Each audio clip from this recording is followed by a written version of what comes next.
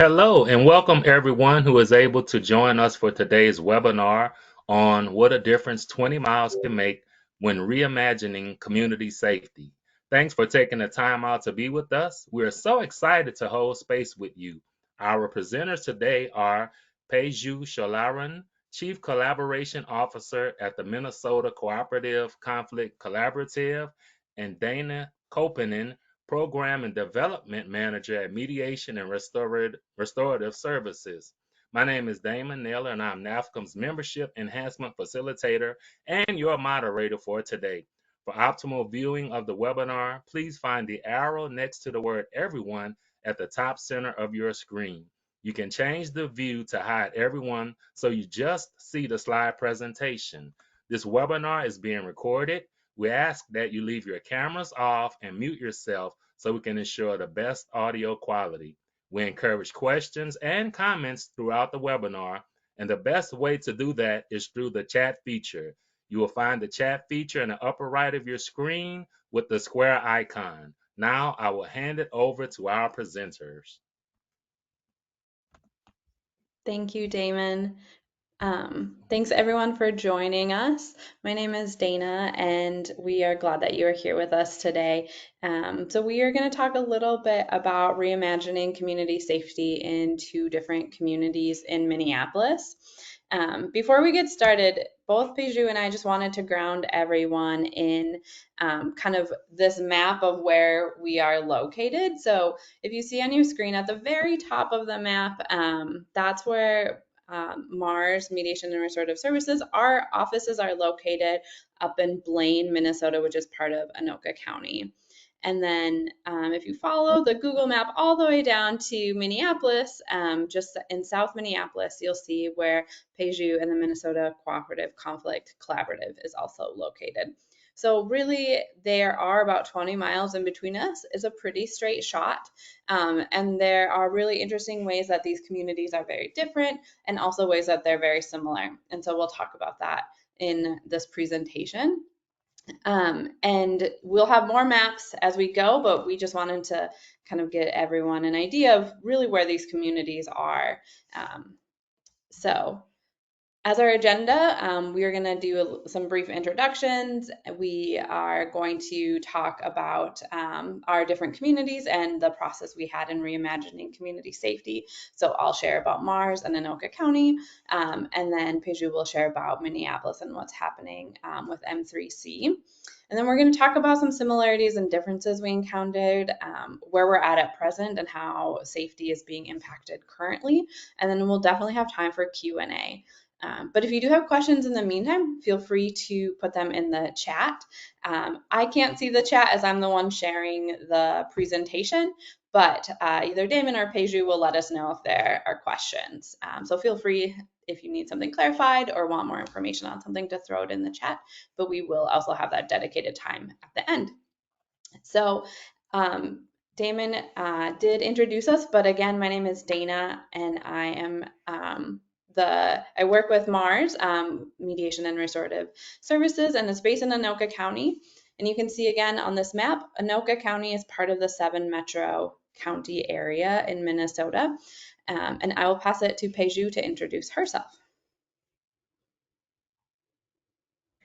Thank you so much, Dana, and welcome everyone. I want to say just deep appreciation to all of you that made the time to be here. Thank you, Damon, for helping facilitate this. DG was part of our learning community cohort, and I think I also see a few of our learning community cohort here with us as well. So just warmest regards to all of you. As Dana said, my name is Peju. Damon also introduced me. I am the Chief Collaboration Officer with Minnesota Cooperative Conflict Collaborative. It is a mouthful, isn't it? And recently we are now stylized through our community members over at the George Floyd Square within the city of Minneapolis, within the county of Hennepin, as you see over there, that Dana mentioned. We've moved from MNCCCCC to M3C. And as Dana was talking about, we will be going back and forth in something of a tag teaming, which is how our relationship has been when we talk about 20 miles in between. It feels quite far, but at the same time, it also feels not so far. So I will pass it back to Dana to walk us through the agenda and really start with how where Mars is located and how that reimagining community safety has been for them. And then we will also talk about it has been for M3C. Thank you, Dana. Over to you. Thanks, Beju. So I want to give a little context and background on mediation and restorative services, or MARS, because that is also a mouthful. So we do like our acronyms in the nonprofit world. But really, our mission is to provide accessible, affordable mediation and restorative practices to underserved populations to help them resolve their own conflict, repair harm, and engender safe, healing communities. So MARS has been around actually since 1987. And since then, we've been helping families, neighborhoods, schools, renters, property owners, businesses, all sorts of folks manage and resolve conflict through primarily mediation and restorative practices like circle keeping. We do have professionally trained and supervised volunteer mediators and circle keepers who do assist individuals, families, and communities to resolve these disputes and empower them with some conflict resolution skills that they can use on their own. So I'm going to talk a little bit about Anoka County. So you kind of saw those two different maps. 20 miles is far, but it's also not far at all. But I want to talk about Anoka County and kind of the demographics to give you an idea of what the community that I was working in looks like. So it is part of the 7-county metro area. So it is considered a metropolitan county. The population is quite large. It's just over 360,000 people. It contains both urban and rural communities, so it's a really interesting mix of communities. So if you look down kind of at the southern part of the county, you'll see it's very close to Minneapolis. These southern communities in Anoka County are first-ring suburbs of Minneapolis. So you can just cross, one street and you'll be in Columbia Heights or in Fridley, and it feels very much like Minneapolis. And then you will go further up into the northern parts of Anoka County, St. Francis and Bethel over on the very top. And those are going to be more rural communities. And, you'll have farms and communities will be further spaced apart. And so it is just an interesting place to work because of the difference in the communities. And each community has their kind of own needs based on, kind of their location as well. So Anoka County is primarily white, almost 80%, and then 87.8% of residents speak only English, so that's a primary language there. And the median household income is just almost $90,000. So it is somewhat of a wealthier community, but that obviously varies kind of again by city in the county. So just wanted to give everyone kind of a picture and give you a visual of what Anoka County kind of looks like. So the city of Anoka, which is just part of Anoka County, has a very cute, quaint downtown area. They also like to consider themselves the Halloween capital of the US. And since it's getting to be fall, I thought I'd throw that in there. And then these are just pictures kind of the regional dam. So it's very, kind of, there's a lot of nature in this community as well. And then also this picture of the Coon Rapids Multicultural Night to Unite. So there is diverse communities and folks of color and communities of color that do live in the area. And then this is the Blaine Human Service Center in the right-hand corner of the screen. That's where the Mars office is located. And it's a central location within the county for folks to receive human services. So there's economic assistance in that building, the job training centers in that building, Salvation Army, and a variety of other organizations as well. So it's a central place for us to office out of. So I want to talk a little bit about the overview of the process that we did in kind of having conversations in Anoka County about reimagining community safety. So our two primary partners were the Coon Rapids Police Department and the Anoka County Victim Witness Program. So Coon Rapids is a city in Anoka County. It's one of the larger cities. And the police department there has been a department that Mars has partnered with for a long time and has a pretty good relationship with. And the Anoka County Victim Witness Program is actually a county program, but it serves individuals who have been victims of crimes and helps them with resources and support. And they connected with us with folks who had been kind of negatively impacted by the lack of community safety and who were kind of frustrated with how the current situation and current process is going. So our approach was to have one-on-one conversations, and then after that we did some listening groups to gather all these folks together to kind of hear from them. So we spoke with individuals in the community who had been impacted by the lack of community safety, so regular kind of community members who had been victims of crimes. I also spoke with local city and government officials, so I spoke with a mayor, and people who worked for different city departments. We had individuals from the Coon Rapids Police Department and their Multicultural Advisory Committee members join these conversations, connected with domestic violence advocates, and then individuals from different community organizations, different nonprofits that work in the area. And really, we discovered that the experiences of safety differed quite greatly between those grassroots and those grass tops folks. So grassroots being kind of just community members, and grass tops being those who hold the power in the community and the ability to kind of make some, bigger changes. So after our listening sessions and our community, we brought the community together to talk about these things. We learned some key lessons in this. Really, the key values that came out of all of these conversations were trust, connectedness, and communication.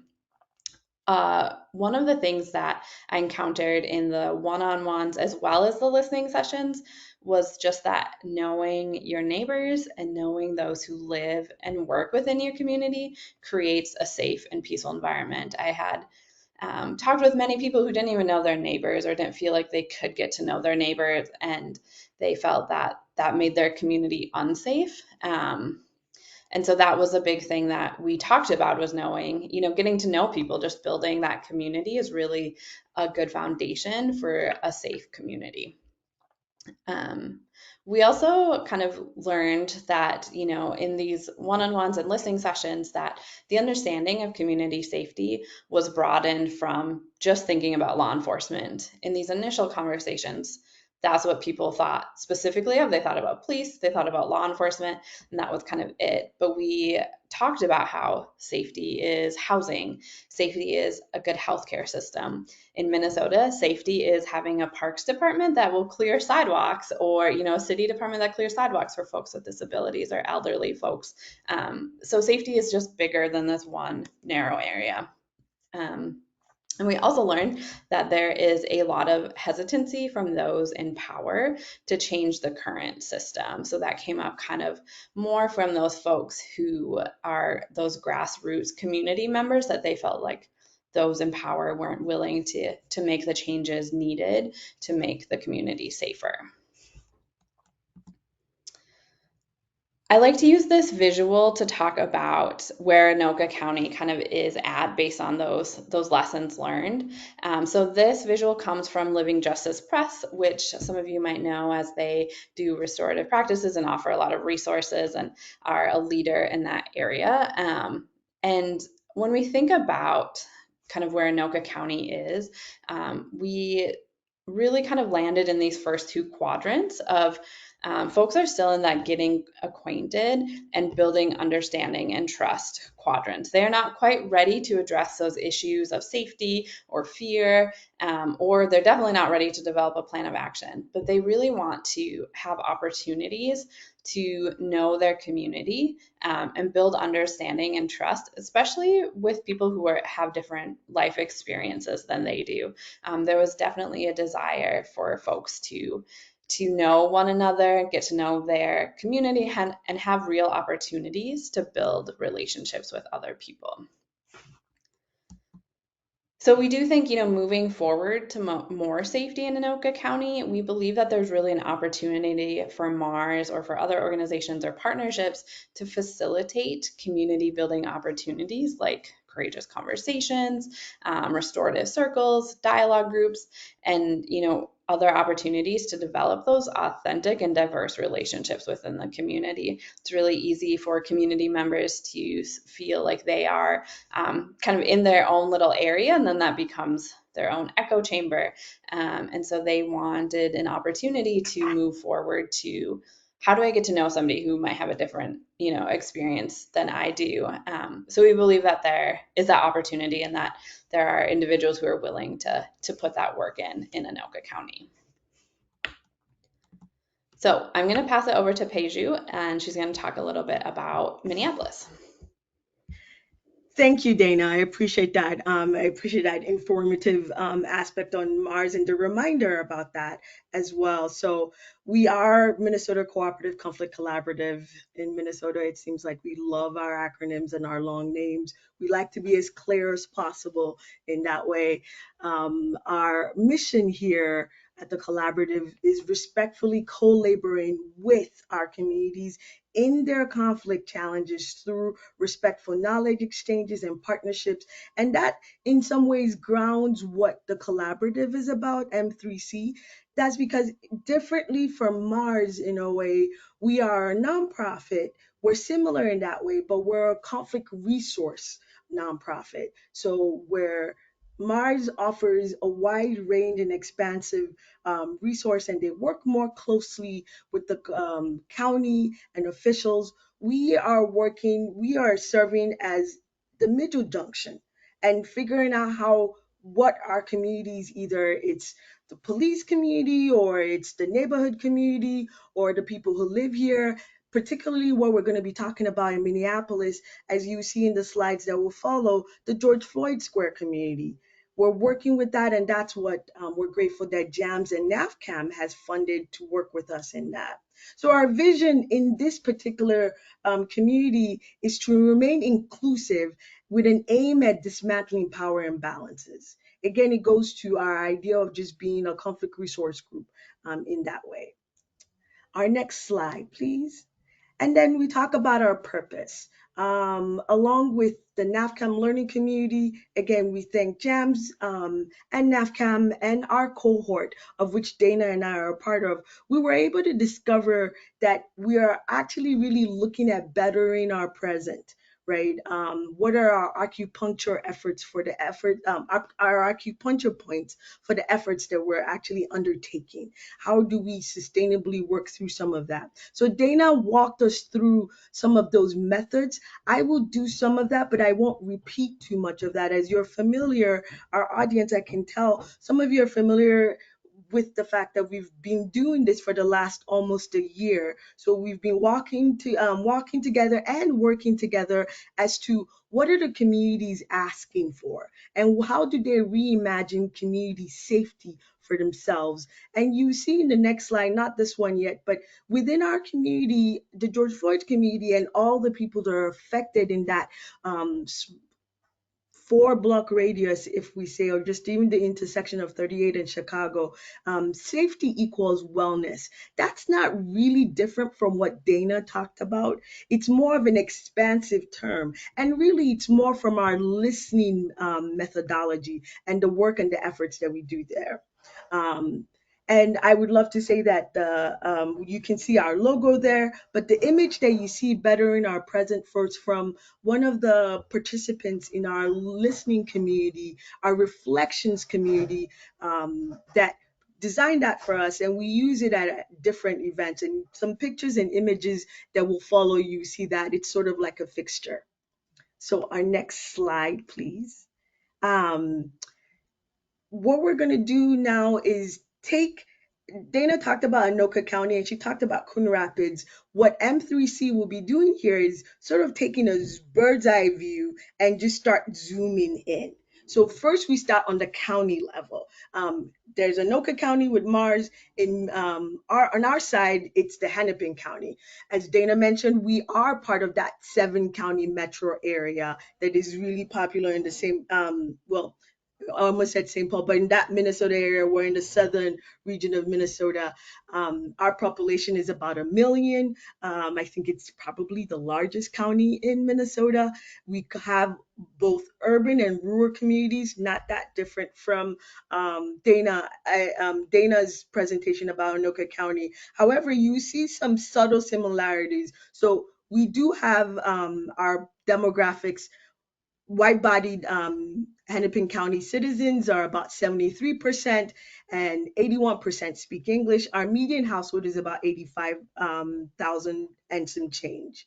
Now we move into the city of Minneapolis, still part of the 7-county metro. Most people don't remember that Minneapolis is not the capital, but St. Paul is. So as a Minnesotan, I have to say that there. But Minneapolis is the popular one, and often for good or ill gets confused with Indianapolis. So it's not that, it's Minneapolis. Our population size is 400, about less than 5,000, 500,000. If I'm saying anything wrong, it's to get your attention. But the population is on the slide there. It's about 425,000 folks in there. We still have urban and rural communities, even in the city of Minneapolis. It's quite expansive and quite large, the demographic area.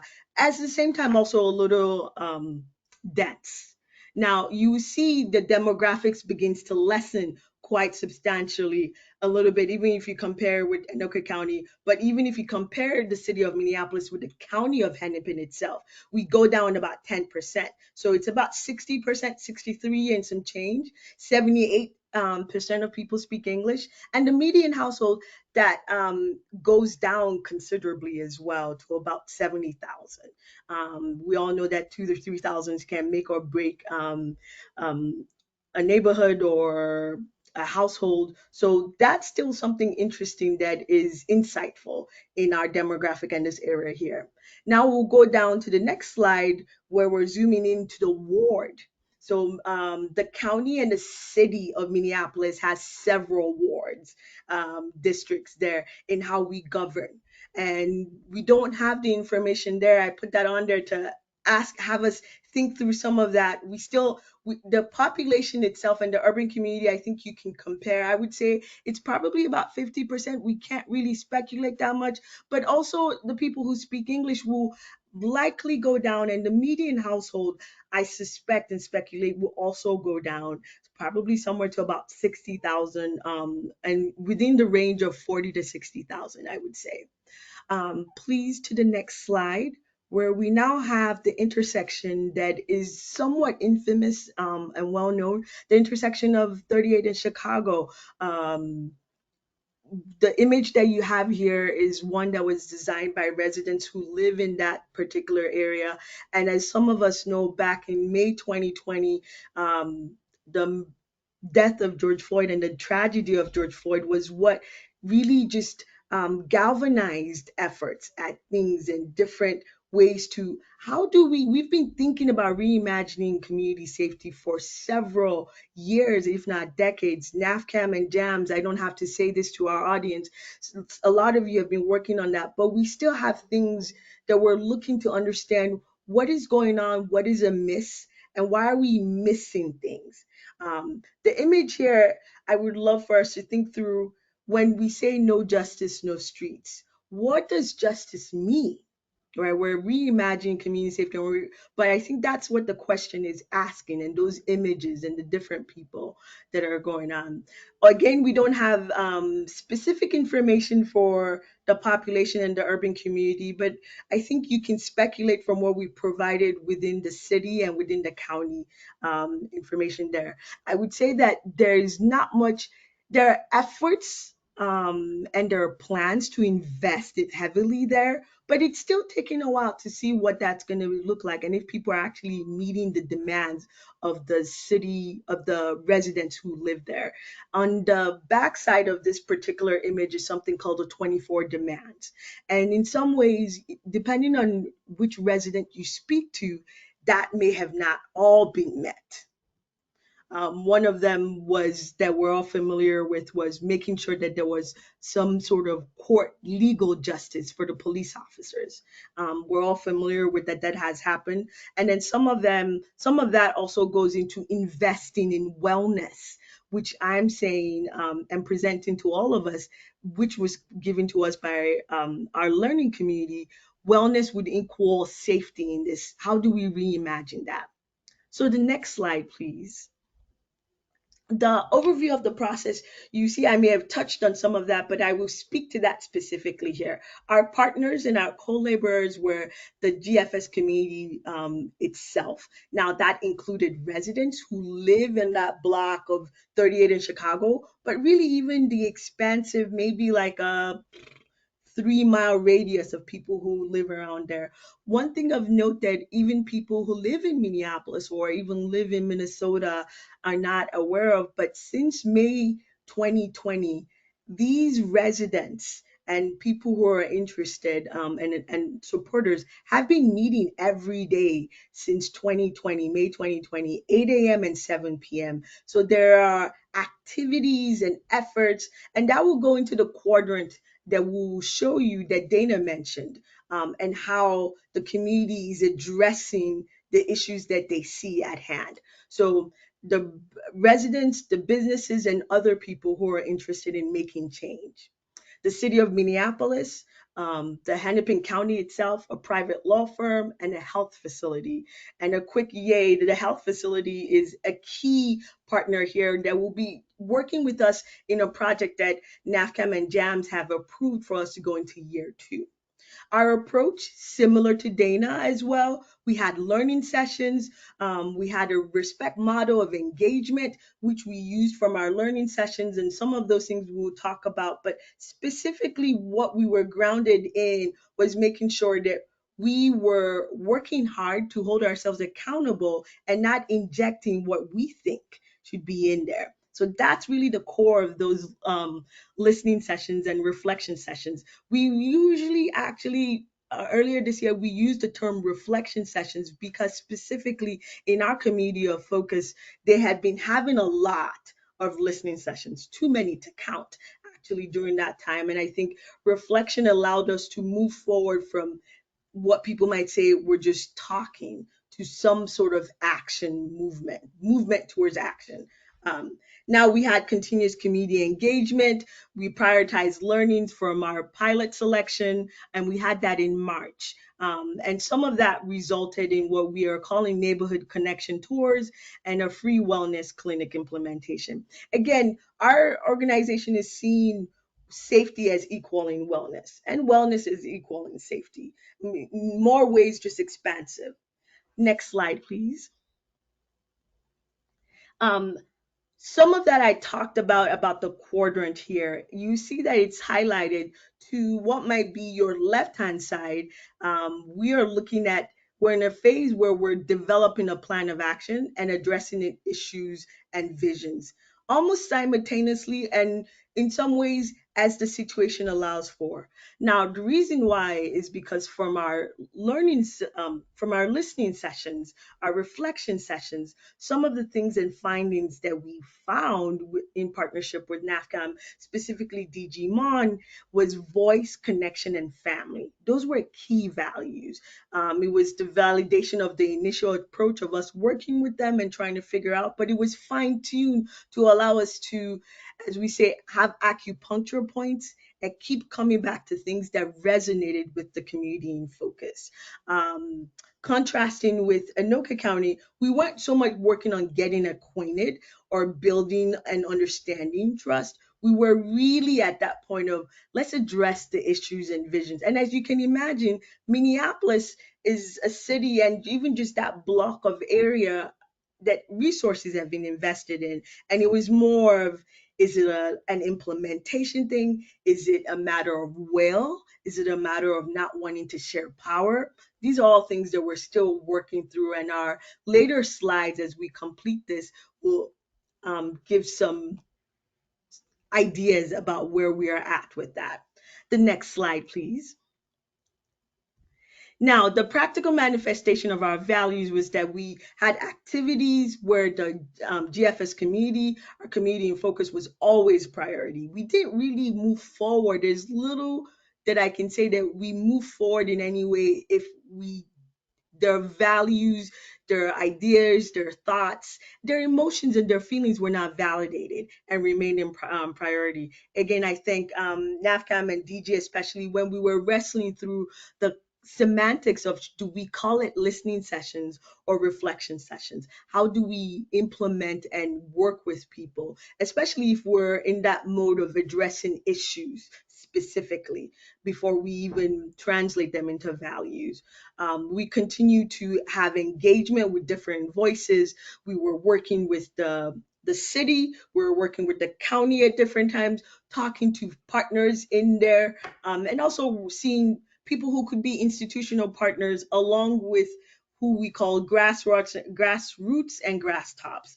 Where do they fall in line? Because some folks who you might think would be institutional partners identified as grassroots. I think some of that was because people live in Minneapolis, they work for county officials or city officials, and they see themselves in between. So we manage that with delicacy and respect in that way.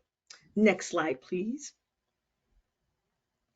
And one of the things that we did and the ways we did that was to continue to work on something we call our CAR, which is really a useful acronym and a concept that makes sense. We get in the CAR together. This was also part of our NAFCAM learning community cohort.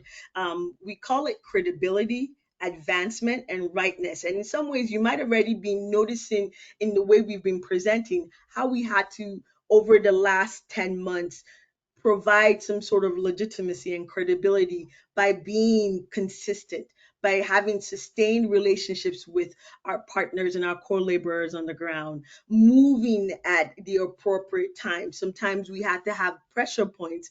I'm grateful to the NAFCAM community learning cohort, because sometimes I think as a partner in this endeavor may have chosen to stay back a little bit, but it was good that we moved things forward because there were opportunities to see where the community members needed some acupuncture points and pressure points to move forward and to at least address some things that were going to be beneficial, more beneficial than not. So that's the concept of CAR that we used: credibility, advancement, and rightness. When I'm saying I'm not sure if we should move forward. I'm not sure if we should go in this way, but we go back to the data and the information we have. We go back to the relationships that we've built, and we try to have accountability in that way. And as you see, there's a green line where we're in that quadrant of developing an action plan, which is our neighborhood connection tours and our free wellness clinic. Next slide, please. And that's what I mentioned there a little bit. Some of the pictures that you see there, this slide and this title talks about towards more wellness in the GFS, within GFS itself. Pictures of some of our team members working with individuals and bringing smiles, but also the pictures that you also see there were a different event. The one at the lower end was something that the community had called a stateless fair in Minnesota. In August into September, towards the end of summer, we have our big Minnesota get together called our state fair, and the members within GFS, residents and people who are around, also have been organizing something called Stateless Fair. That allowed us to have a precursor to what we're seeing as our free wellness clinic. We offered there was a nurse on hand, a partner who is part of the health facility that we mentioned.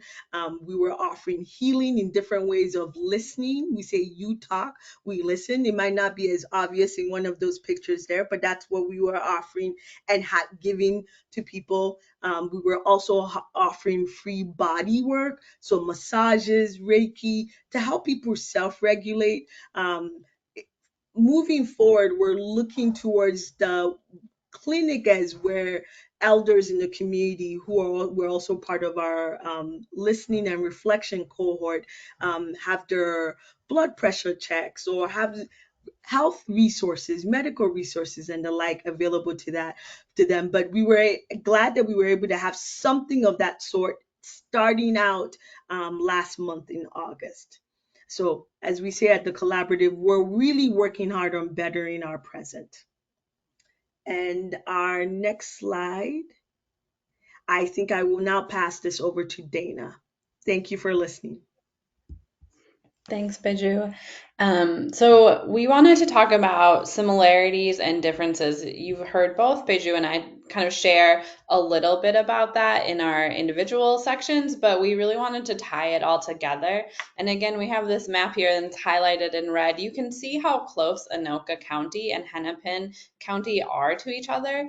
And they are very similar in a lot of ways. And I think what's interesting is that as Peju and I worked through this past year together, we discovered some really interesting similarities. And just as a disclosure, I actually live in Minneapolis and I live about, a mile and a half from George Floyd Square. So it's the community that I am more familiar with. And so it's interesting for me as a kind of an outsider to Anoka County to experience what is going on there at the same time as what's going on in Minneapolis. So some similarities that we encountered in kind of our communities, and we think this is probably, similar in other places as well, is that power brokers are unwilling to yield their power and resistant to change. So there's a lot of talk about, sure, safety or wellness is something that we want to, better and we want to encourage. But then when push comes to shove, when people have to give up some of their own power, they're not really excited to do that. And it takes kind of some, not coercing, but encouraging about how to, maybe they can shift power to other folks or kind of they're really resistant to change, which kind of goes into the second similarity we encountered of themes of, from community members that this will never change, that the status quo is how it is. Paige, you talked about why they use the term reflection sessions instead of listening sessions, because listening sessions have been used for decades in Minneapolis and nothing has ever changed. So there's that feeling that, we've tried to enact change, we've tried to do things, but nothing ever changes. And that was both, kind of came up in both counties, is just that idea that those things are not going to happen and that this really isn't an easy road, and it's not easy to make this big change in safety and wellness in these counties. Again, some more similarities are that, community members were feeling burnt or overwhelmed. I think everyone, in the past few years can understand that feeling of being overwhelmed, kind of feeling like there's so much going on. So that was common in all of our conversations as well. But we really felt that that means that this situation is still ripe for meaningful change. But really, in order to get that meaningful change to help folks feel not quite as burnt out or overwhelmed, there needs to be deep, intentional resource investment in these communities.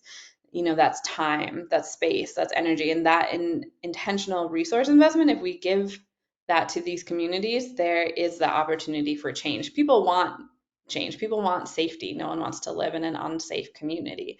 However, if you feel overwhelmed or you feel like I just can't deal with this, or we've been having the same conversation over and over, it gets hard to want to continue to pursue that. So we believe that intentional resource investment is important in both of these communities. Some of the differences that we encountered, and we talked a little bit about this already, was just, the demographics of the community and participants in the listening sessions. In most of my one-on-one conversations and listening sessions, it was a lot of white women who, have been having these conversations, who are interested in this topic of safety. And so that was the primary demographic that I worked with. And with Peju, she had a different demographic of people who've been in George Floyd Square, different neighborhoods within Minneapolis even. And so that was really kind of a stark difference that we noticed. We also noticed some difference in relationships, specifically with law enforcement.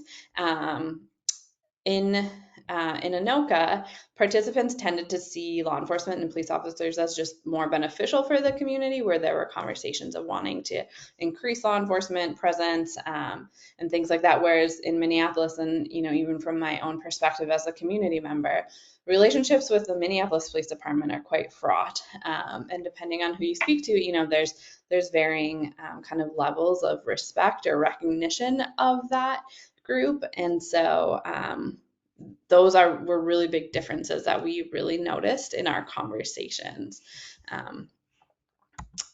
And so I'm going to pass it over to Peju to kind of just talk a little bit about where we are at present, and how both Anoka County and Hennepin County are continuing to be affected by the lack of safety. Thank you, Dana. I appreciate that. And I want to also reiterate our appreciation for your attention. I think I saw Elahe Amani showing us some support with emoticons there, unless that was a mistake. I do remember Elahe from the Mediators Beyond Borders conference that we had years back, and served as a great resource as a mediator when I was doing some research. So where are we at present here in Minnesota, in Minneapolis, in this 7-county metro, or this 2-county focus that Dana is talking about? Difficulty is what I'll say, transition. And I wonder if, as we as conflict practitioners, specifically mediators, if that's not something we're somewhat familiar with. I wouldn't say used to, but we're familiar with, and we're constantly trying to build our resilience and our skill sets. And that's what we're going to be presenting to you right now. Our intersections are affecting the state of wellness and safety. And in situations like this, we can actually remove both terms from each other and separate them out, because the concept of wellness can continue, and then safety, the concept of safety can be subjective. Dana used the word fraught with law enforcement in Minneapolis. And there's a history of challenges with that. I'm not going to go too much into that specifically. I would just pinpoint recently in the last month or two what has been happening between, and the connection of 20 miles between our counties. So 3 tragedies of note I will highlight for us in that county area. And again, you're looking at the map. There were news reports regarding 3 young men, I believe, young male presenting individuals. I believe they were all brown bodied or black bodied individuals, and they had connections with Hennepin County. They were Hennepin County residents. However, they were housed, incarcerated, or detained at Anoka County Jail. And as we say that the tragedy cycle still continues. That was something that affected the George Floyd community there. And you might remember that I mentioned that they have continued to meet every day 8 a.m. And 7 p.m. in what is arguably the largest protest participation that we know to date, to bring attention to this concept of what is safety? How can we feel safe if people that we know, family members, residents that we know are somewhere are being harmed? Death is falling to them in ways that people don't feel like they can stop. So it goes back to that mantra of no justice, no peace. How do organizations like ours continue to support and be there? That comes within the concept of wellness, being there consistently, offering and listening and remaining there to say we can't always guarantee your safety, but we can offer tools of wellness, which sometimes can facilitate safety and offer that. But that's still something that is somewhat challenging for us and our organizations at the moment. Um, I think those were the parts that I wanted to touch on. I think Dana and I are choosing not to go. Dana, we've hyperlinked and provided links to where the news reports might be. You may have difficulty finding them. Feel free to reach out to me directly if you want to learn more. But I think the slides will be available. But if you take down those notes, you'll be able to find more information. Again, the takeaway from here is how Anoka and Hennepin County are connected, right? Miles Warner Jackson, Christian Rivera Koba, and Ricky Cobb were Hennepin County residents. However, their lives were cut short in Anoka County jails. Next slide, please. So where Dana and I, M3C and Mars are sitting with, as I mentioned, was the concept of holding to the idea of credibility, the CAR concept, credibility, advancement, and rightness, which means that we still have tools of building relationships between the grassroots and grass tops. And some people who identify as both or neither. Our relationships with law enforcement and private entities are ongoing, and public entities as well. We're present for that, which is where we also value the NAFCAM here to here, because we'll continue, we have a commitment to remaining, at least for, especially for M3C, we say we work hard on being available and accessible.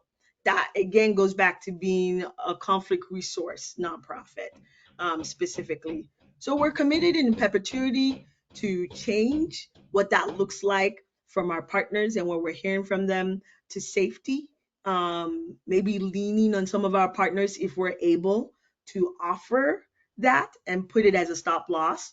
And definitely where we can effect change is offering wellness. There are pictures from the stateless fair that I mentioned over there. Again, a lot of all these things, one thing that we are grateful for is that participants and partners actually create these tools that we use, that picture board, the You Talk, We Listen offerings has always been a very collaborative, very involved, very engaged effort on our end. And I will say that we are at the end here, and the next slide says, thank you for your attention and that we're a community. And the next slide says, questions. We're listening. Thank you all. Yeah, thank you. I am going to stop sharing so that I can hopefully see some of your faces. So, hopefully that was interesting and you have questions. Both Beju and I could talk about this for hours, and we have already talked about these things for hours. So, if you do have questions, feel free to pop them in the chat, come off mute. You can take your video on or off, whatever works best for you. But as Beju said, we are here to listen. Of course, we would prefer that you take your videos off so we can see your beautiful faces and deepen our connections even more. But we know that some of you had to leave. Mary said thanks. But yes, whatever you want this to be, we are here to listen. I know. I I have two questions. Okay, go ahead, Ella. Hey, you go ahead first. I was just gonna say I really appreciate this presentation, and I would love to get the material and everything. This is so.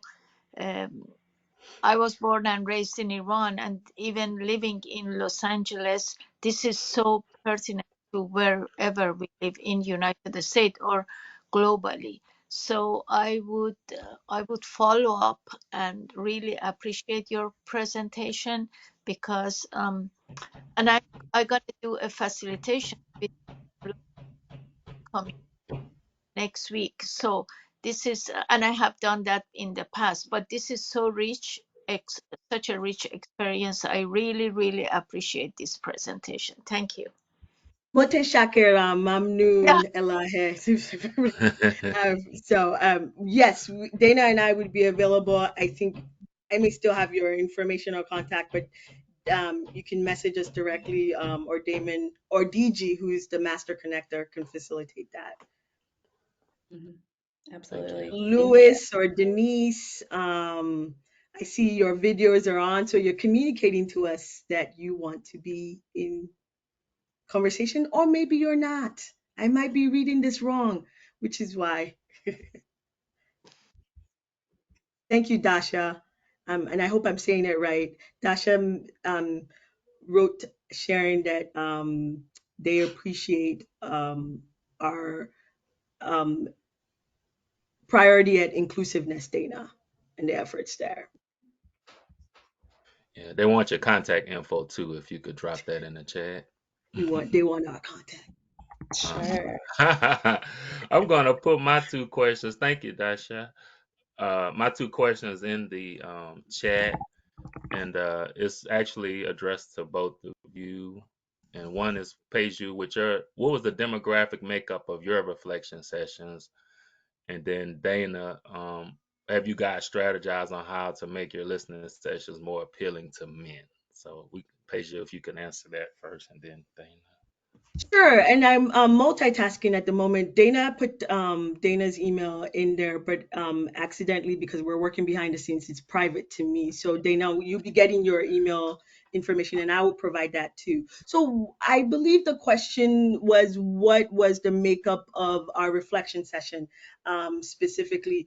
We tried to have folks of the black color, of the brown color, and of the white color. So across the board, and we use the term. We're intentional about using the term black bodied, white bodied, and brown bodied, because, for example, it could be someone could in our Minnesota area in the city, a brown bodied person includes our indigenous folks.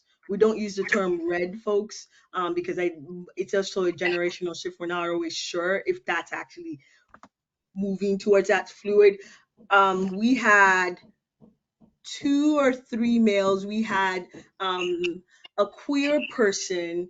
Um, we had across the board. We had black, brown, and white-bodied folks. It's Minnesota, so you can speculate that we had more white-bodied folks. Um, and actually, I want to say, because often sometimes I forget. I want to say we did not have. We had about an even mix of white-bodied folks, um, but their identities differ. Right, Um, right. we did not have. Um, we did have one black-bodied male presenting person. Um, about three at least. Um, black-bodied female presenting, and they identify as elders, grandmas. We always love those because those they also have power, and they allow for shifts in between there. And let me see. I think we had about four, about 4 to 5 white-bodied individuals who would identify as female, but not. One may not, even if they might present as that. And I think I'll leave it there. We didn't have as many last minute. We were hoping to have at least two or three black bodied and brown bodied males.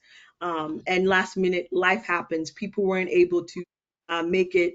There was a storm during that time. We shifted from being in person to online and the like. However, this hasn't precluded us from engaging people on an ongoing level. Of course, the reflection team community are core, and we prioritize them.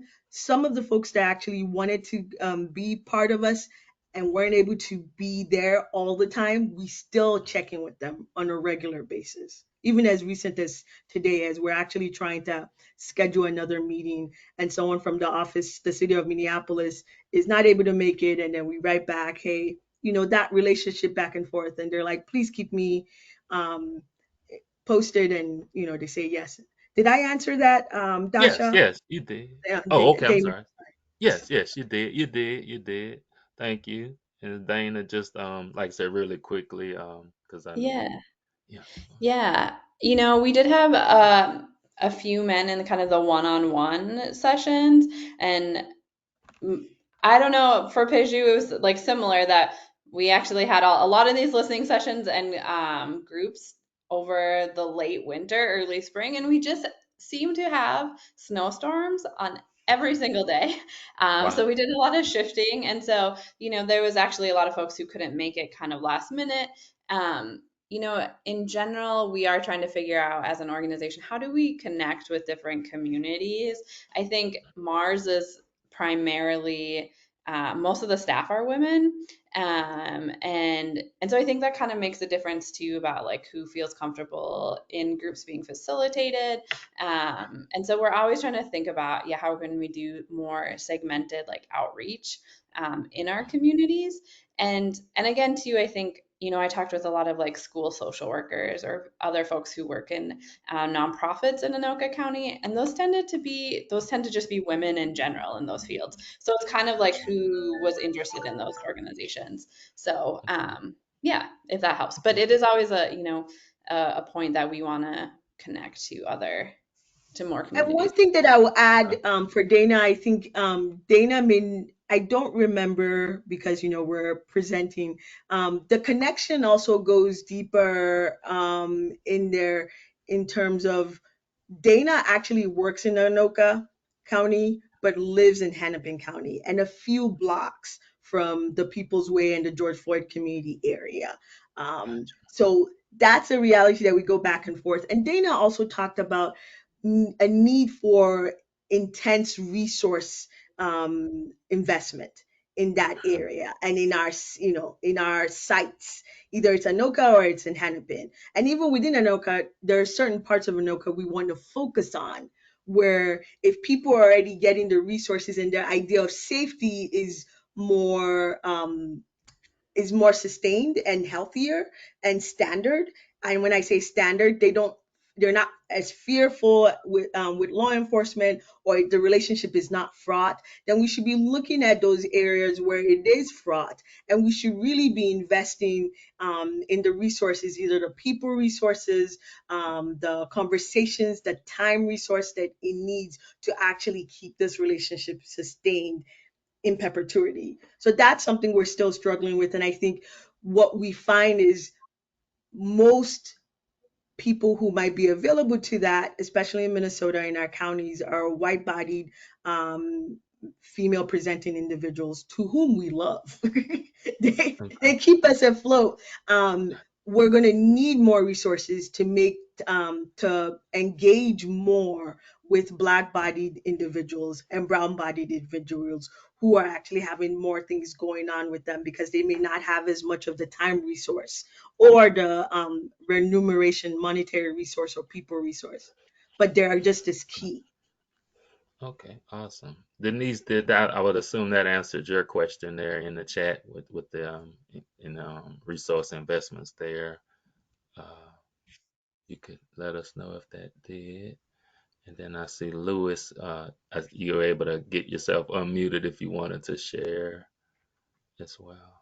Yes, You well, muted. Okay. there you go. I thank you very much. I always like to share. I always like to come to these webinars.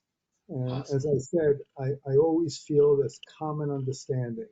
And Dana and Peju, you both said it was right on track, and balancing relationship building, problem solving, developing a plan of action. And then Peju, developing a plan of action, addressing issues and visions, getting acquainted. I thought that was terrific. I just want to share a word, an acronym uh, that uh, I have with a group of three. We talk about gun violence, and it's not involved with NAFCM at this point. And the word is CURES, CURES. And that's the letters, I mean. Here are the words that go with that. Common understanding reaches every side. And I think that is so important that in our relationships that we could listen to each other, recognize what the other person is saying, ask questions, through listening, and then come to reason. And reason, I think we all have a common understanding of who we are as human beings. But I'm going to stop there. I want to thank you very much for today. Touch the heart. Thank you Thank so much, you. Louis. I appreciate that. It sounds like you have a Massachusetts accent or something. And if you're not from Massachusetts, forgive me. But I love that. We're not going to forget that. Cures, right? Common understanding reaches every side. Thank you. Thank you. It's a great one. And not from Massachusetts. I'm from Brooklyn, New York originally. See, All right. I should have not said that because we know there's beef. But Brooklyn, New York. Appreciate you, Louis. Thank you so much. Thank you. We have one question. We're really at time, but we'll let Ella Hay give her question and then we'll wrap up. You're muted, Ella Hay.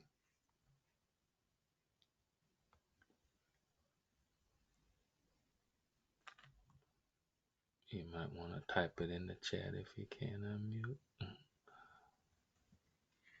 I'm typing in. I don't know if Denise wanted to say something too, or just Okay. showing us love and support. She's shaking her head like no. Ella is trying to find a mute button, I think too. Okay.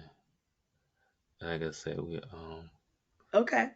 might have to get LA to message me so I can message you guys because look, time is up there. But yeah. Well, yeah, That's LA, how. we'll just get you to message us there so we could go ahead and wrap up. Sorry about the technical difficulty. So a special thank you to Peju and Dana for sharing this wonderful information with us today. We will have a recording of this webinar on the NAFCM site within a few days. This webinar and all previous webinars are located at nafcm.org under the Practitioner and Program Resources tab.